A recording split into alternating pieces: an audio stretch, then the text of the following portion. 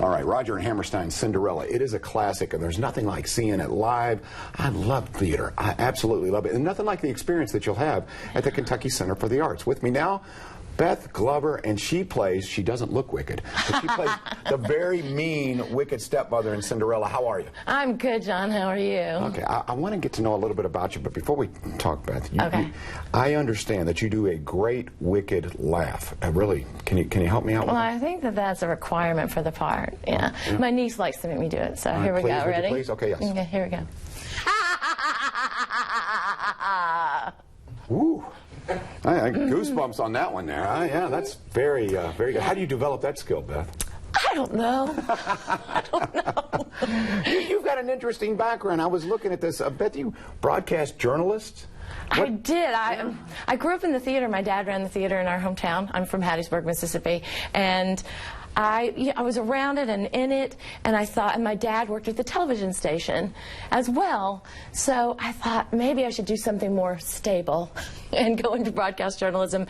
And I got my internship at CNN when they were first starting out in the 80s.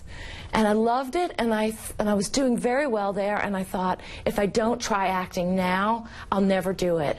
And I'll have this wonderful career at CNN, because I really think that it might not have been in front of the camera. It probably would have been behind it, which is fine. It's great work going on in journalism, especially back then when we were the only station that was doing 24-hour news. You know, it was so exciting.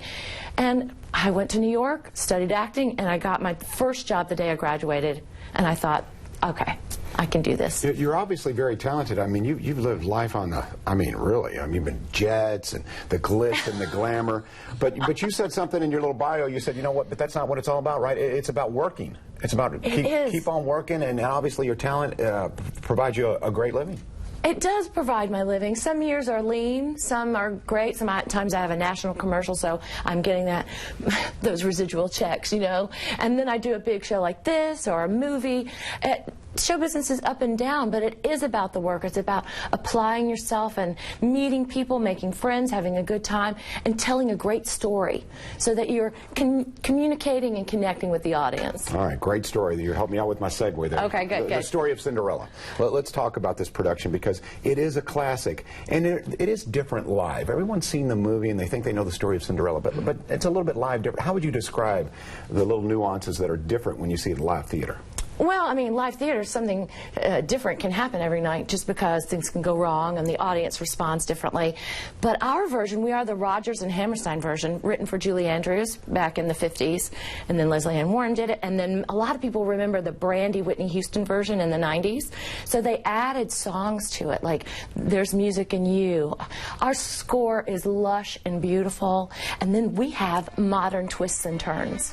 So like at the end of the first act, it doesn't happen the way you think it's going to happen. The audience goes, oh, because I can't tell you, because then I give it away. But it's a great twist, and she's empowered. She's making her own decisions. The fairy godmother is helping her, but the fairy godmother says, you have to do it for yourself. I can get you in the dress, I can get you there, but then you have to do it.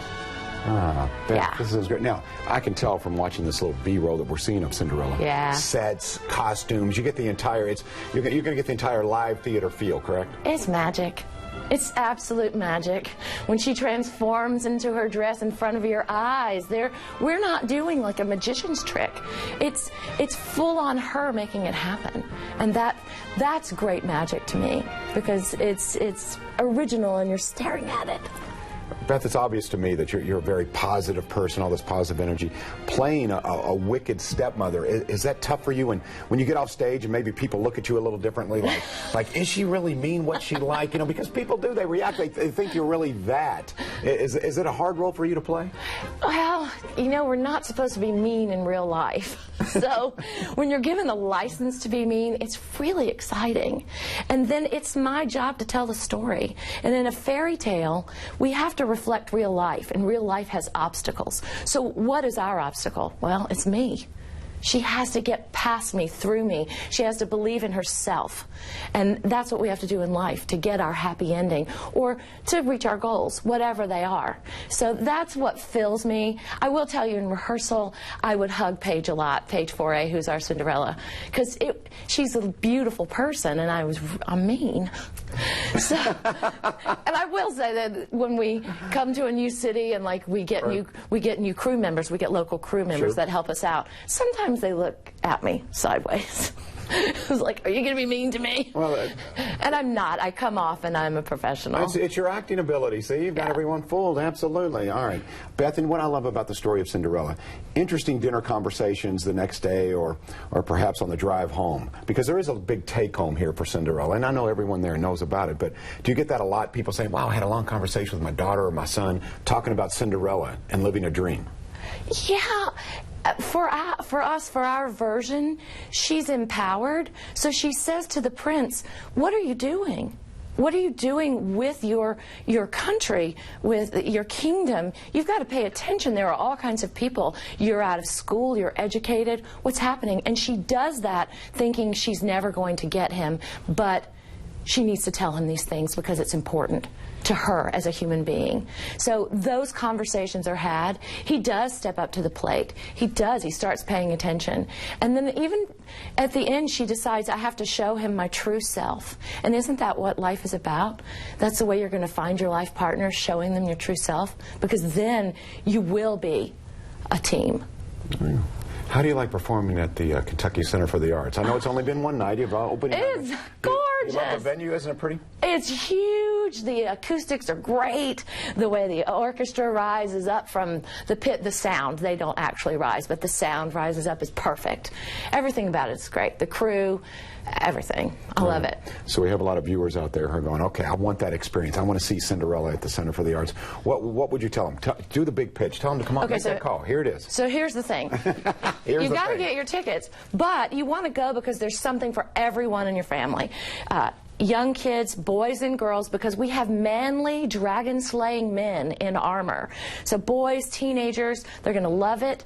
You're going to love the music, and I have the adult humor and my evil counterpart. So it's going right over the kids' heads. So you're having a huge experience of beauty, music, laughter, and you come away joyful. You articulated that so well.